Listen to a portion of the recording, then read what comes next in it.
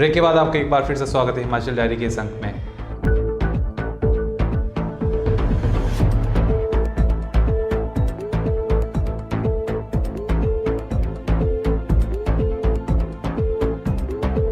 राजधानी शिमला में भाजपा विधायक सुरेश भारद्वाज ने राज्य सरकार पर तीखा हमला बोला है। पत्रकार वार्ता के दौरान उन्होंने कहा कि राज्य सरकार नगर निगम के चुनाव करवाने में पूरी तरह विफल रही है। ऐसे में सरकार को बर्खास्त कर देना चाहिए। बीजेपी विधायक दल के मुख्य सचेतक सुरेश भारद्वाज ने प्रेस कॉन्फ्रेंस में आरोप लगाया कि कांग्रेस सरकार के दबाव में आकर नगर निगम चुनाव को टाल दिया गया है। सुरेश भारद्वाज ने कहा कि नगर निगम एक्ट और स्थानीय निकायों में स्पष्ट किया गया है कि इनके चुनाव टाले नहीं जा सकते। इनकी टर्म फिक्स है और उसके मुताबिक राज्य निर्वाचन आयुक्त को चुनाव की तैयारी करनी ही होगी, लेकिन ऐसा नहीं किया गया। बीजेपी नेता ने सीएम वीरभद्र सिंह पर भी हमला बोला। उन्होंने कहा कि यह सरकार एक नगर निगम का चुनाव करवाने में पूरी तरह से विफल रही है। उन्होंने कहा कि सीएम के इशारे पर चुनाव को टाला गया है क्योंकि वे नहीं चाहते कि चुनाव हो। उन्होंने कहा कि कांग्रेस सरकार ने लोकतंत्र की हत्या की है और इसे देखते हुए यहाँ की सरकार को ही बर्खास्त कर देना चाहिए। उन्होंने कहा कि पीएम मोदी की शिमला में हुई विशाल जनसभा से डरकर कांग्रेस सरकार ने यह चुनाव टाला है। भारद्वाज ने कहा कि नगर निगम का न तो कार्यकाल बढ़ सकता है और न ही इसमें कोई छेड़छाड़ की जा सकती है। उन्होंने कहा कि यहाँ पर प्रशासक की भी तैनाती नहीं की जा सकती, क्योंकि यदि ऐसा करना है तो उसके लिए भी कोई कारण होना चाहिए। चुनाव की आड़ में यहाँ पर प्रशासक को नहीं बिठाया जा सकता। उन्होंने कहा कि बीजेपी इस मामले को जनता के बीच लेकर जाएगी और इसके खिलाफ आंदोलन करेगी। इसके साथ साथ विधानसभा के विशेष सत्र में भी यह मामला उठाया जाएगा। यही नहीं, इस मामले को लेकर बीजेपी राज्यपाल से भी मिलेगी और इसके खिलाफ अदालत का दरवाजा भी खटखटाने से पीछे नहीं हटेगी। शिमला नगर निगम के चुनाव टालने का एक बड़ा कारण है मुख्यमंत्री जी के विरुद्ध 22 मई को सीबीआई कोर्ट दिल्ली से समन प्राप्त हुए हैं। उसके कारण जो है वो इस चुनाव को टाला जा रहा है। साम्यवादी इस नगर निगम में बाय डिफॉल्ट जो है वो 5 साल से काम कर रहे हैं। उनकी असफलताओं के कारण उनको भी अपनी कुर्सी छिन जाने का डर है, इसलिए वो भी इस सरकार के साथ मिलकर के इस चुनाव को और भारतीय जनता पार्टी की आंधी को रोकना चाहते थे। इसलिए इस चुनाव को टालने का प्रयास किया जा रहा है। मैं समझता हूं कि ये लोकतंत्र की हत्या की जा रही है। बार बार आगाह करने के बावजूद भी स्टेट इलेक्शन कमीशन जो है वो इलेक्टोरल रोल्स, डिलिमिटेशन, रोस्टर, चुनाव की तारीखें तय करना, इसमें जो है वो पूरी तरह से असफल रहा है। और मैं समझता हूं कि सरकार के प्रेशर में, सरकारी दबाव में, सरकारी अफसर के तौर पर जो काम कर रहे हैं, ऐसी कॉन्स्टिट्यूशनल अथॉरिटी को पद पर बने नहीं रहना चाहिए। पोलस्टार टीवी के लिए शिमला से रमिता सोनी की रिपोर्ट। हिमाचल प्रदेश सरकार ने 27 मई को हिमाचल विधानसभा का 1 दिवसीय विशेष सत्र बुलाने की तैयारी की है। इस दौरान कई महत्वपूर्ण फैसले लिए जा सकते हैं। हिमाचल प्रदेश सरकार ने 27 मई को हिमाचल विधानसभा का 1 दिवसीय विशेष सत्र बुलाने की तैयारी की है। मिली जानकारी के अनुसार इस दौरान जीएसटी बिल पारित हो सकता है। लोकसभा पहले ही इस बिल को पारित कर चुकी है। अब राज्यों में बिल तभी लागू माना जाएगा जब सरकार इस पर आधारित विधेयक को विधानसभा के मार्फत पारित करवाएगा। जीएसटी काउंसिल द्वारा जो मसौदा राज्य को भेजा गया है उसे 27 मई को हिमाचल प्रदेश विधानसभा के विशेष सत्र के दौरान पेश किया जाएगा। संभवतः सत्ता पक्ष और विपक्ष के बीच चर्चा के बाद इसे पारित किया जा सकता है। तमाम औपचारिकताएं पूरी करने के बाद 1 जुलाई से प्रदेश भर में समान कर प्रणाली लागू करने की तैयारी है। जीएसटी के तहत खाने पीने के आवश्यक सामान पर किसी भी तरह का टैक्स न लगाने का दावा है, यानी पहला टैक्स स्लैब 0 होगा, जबकि दूसरा स्लैब 5%, तीसरा 12% और चौथा 18% का रहेगा।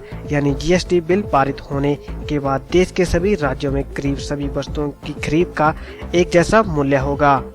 इससे राज्यों को तो फायदा मिलेगा ही, हिमाचल जैसे उपभोक्ता राज्य के लोगों को खरीदारी के लिए राज्य में ही अच्छी सुविधा मिलेगी। जो लोग पहले पड़ोसी राज्यों में शॉपिंग करने के लिए जाते थे, उन्हें अब राज्य में ही बाहरी राज्यों की तर्ज पर उन्हीं दरों पर सामान उपलब्ध होगा। इससे पहले 31 मार्च को केंद्र ने जीएसटी काउंसिल की बैठक बुलाई थी, जिसमें जीएसटी के नियमों पर सहमति बनाई थी। इसमें हिमाचल की तरफ से भी प्रतिनिधित्व किया गया था। जीएसटी से जुड़े 4 bill central GST, integrated GST, union territory GST और कंपनसेशन जीएसटी बिलों को पहले ही लोकसभा में संशोधनों के बाद पारित कर दिया गया था। अब सिलसिलेवार तरीके से विभिन्न प्रदेश औपचारिकताएं पूरी कर रहे हैं। शिमला जिला परिषद की त्रैमासिक बैठक स्थानीय बचत भवन में आयोजित की गई। बैठक में फिर से जिला परिषद सदस्यों के लिए 14वें वेतन आयोग की अनुदान राशि पर खूब गहमा गहमी देखने को मिली और सदन इस फैसले पर पहुंचा कि 14वें वित्त आयोग के तहत जिला परिषद सदस्यों की अनुदान राशि को सदस्यों के जरिए विकास के कामों में लगाया जाए। इसके अलावा सैंज पुलिस चौकी का मामला भी सदन में उठाया गया। सदन में जिला परिषद सदस्य रीना ठाकुर के साथ रामपुर के पूर्व डीएसपी द्वारा की गई अभद्र टिप्पणी का मामला भी खूब छाया। सभी सदस्यों ने डीएसपी के तबादले की जगह उसके खिलाफ कार्रवाई की जोरदार मांग उठाई।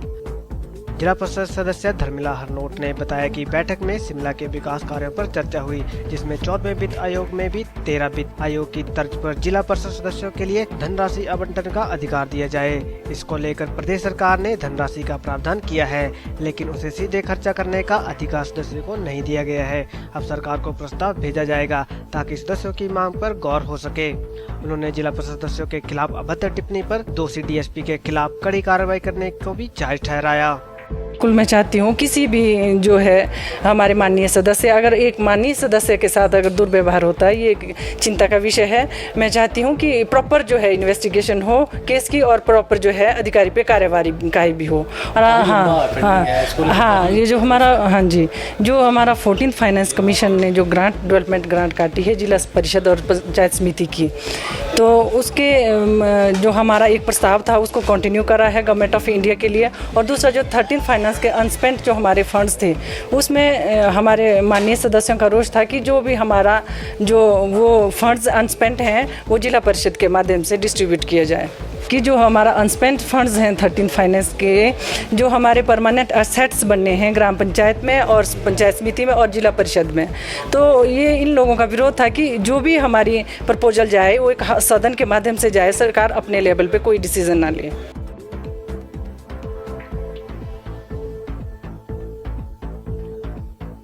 उधर पीड़िता जिला परिषद सदस्य डीएसपी के तबादले मात्र से खुश नजर नहीं आई। रीना ठाकुर का कहना है कि यदि जिला परिषद सदस्य के खिलाफ पुलिस का अधिकारी दुर्व्यवहार करता है तो आम जनता के साथ पुलिस कैसे पेश आती होगी, इस पर कुछ कहने की जरूरत नहीं है। इससे बड़ी हैरानी तो इस बात को लेकर है कि तबादले के अलावा उन पर कोई कार्रवाई न करना सरकार और पुलिस महकमे के ऊपर कई सवाल खड़ा करता है। उन्होंने तो यहाँ तक अपनी नाराजगी जाहिर कर दी कि पुलिस से उनका विश्वास उठ गया है और अब वो इस मामले को तोल नहीं देना चाहती हैं।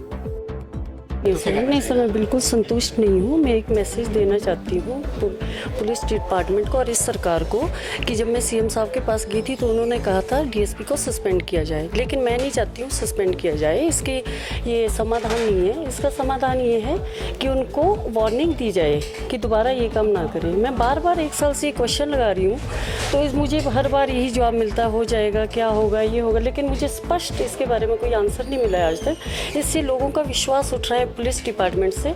आज भी मुझे ये जवाब सुनने को मिला, हम इसके बारे में अब बात करेंगे। मुझे नहीं लग रहा है, मुझे विश्वास, मैं बार बार कह रही हूँ, मैं इस क्वेश्चन को हटाना चाहती हूँ।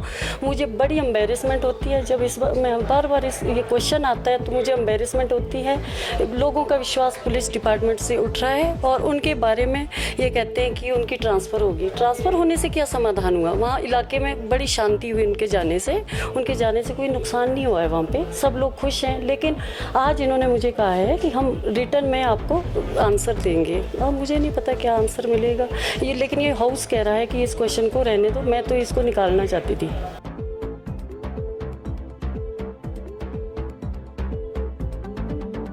मौसम विभाग के अनुसार 25 मई तक मौसम खराब बना रहेगा। गर्मी से तपते हिमाचल को ये राहत भरी खबर जरूर दे सकती है।